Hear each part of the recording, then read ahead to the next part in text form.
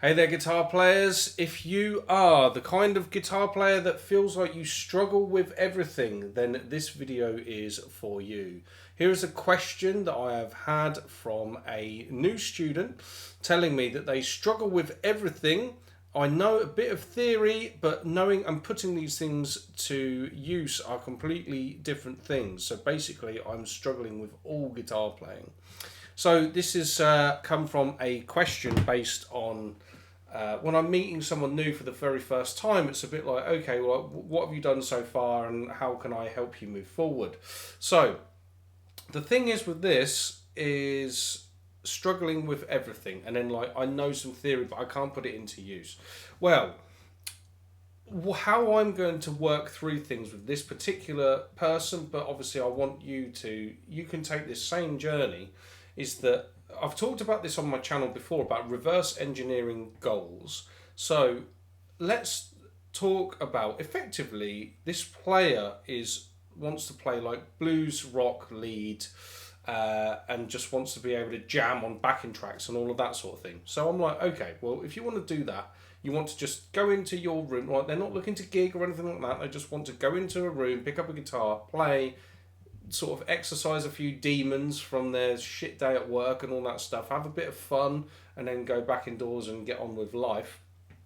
So how you're going to go about doing that, if you know some theory but you can't apply it to the fretboard, that's a dangerous place to be with theory.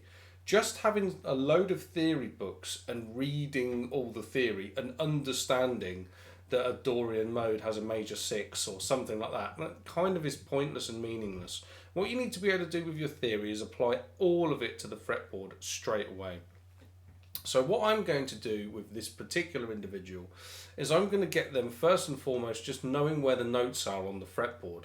So let's say I'm in the key of D. What I generally say with my students is I get them to learn the notes in the first octave of the guitar. And that's because although I play predominantly, in fact I play 100% of the time, a 24 fret guitar, a lot of my students don't. If you've got a Strat or a Les Paul or something like that, you haven't got 24 frets. So let's just talk about everything in here. And of course, it all repeats up there anyway. But I don't know why I've picked the key of D. I've done something in D already today, so I'll stick with it. But what I want to do is go, where's a D in this part of the neck? So there's one here. Where's the next one? We've then got one on the open string. I can play an octave higher at the 12th fret. I've got one here on my G string. I've got one on my B string. And I've got one up here on my high E. And then we just work on doing that backwards. Open string. I'll get them doing that with a metronome or some drums or something like that, just so that they can actually start mapping the notes to the fretboard. When you know where the notes live on your fretboard, that's your first step. Then we'll start talking about intervals and all of that sort of thing. So, you know, as a rock guitar player, you might want to be able to find your minor third. So let's start with this D over here. There's my minor third. So that's already, like, we're talking about theoretical things. We talk about, oh, we know intervals and structures and this and the other. A minor third is something that's very, very important to a blues or rock guitar player. But can you see one on the fretboard? From any root. So if I go over to the next one, you know, you always want to be able to make sure that you can see these. Where was I? See these intervallic relationships. It's all really, really important stuff. But you're applying your theory to your fretboard. Where will I go from there? Well, what we'll do from there is we'll start looking at triads. So, for example, if I want to be playing my D minor triad, I might want to play that. I like look at doing it over 3 strings. So there, I might then want to do and etc. And we'll do that on all the different sets of strings. But how I'll get people doing it is I'll get them playing along to a backing track and actually using it straight away. So you're talking about theory, but you're playing it at the same time. So when you're playing it along with a backing track and you're trying to, you know, even just moving through the inversions, it sounds like an organic thing that's moving up and down the fretboard. So we do all of that.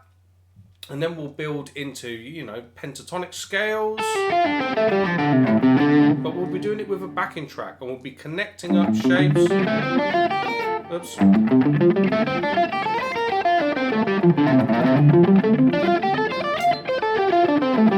But we'll be doing that over the backing track, and we'll be talking about the notes that are in the pentatonic, what the formula is and all that sort of stuff, and why certain notes sound good against the chord, and we just run through all of these things. But you build it up a little bit at a time. So what I would suggest to anyone who's watching this video is go through, like, I mean, if you want my help to do it, I would love to help you do it. But if you just want to know what you should do and you just want to go off and do it all yourself, learn the notes, learn the intervals, learn triad construction, learn chord construction, learn scale construction. But as you learn the theory of that, don't just read it off of a website, don't just read it from a book, learn how to apply it to the fretboard. It's obviously very helpful if you've got some fretboard diagrams that show you the things that you're learning, some videos to play along with or something like that, which, like I say, if you want my help to do it, I know that I've created that stuff. If there's probably other places that you can get it as well, that's up to you, wherever you want to go for your learning.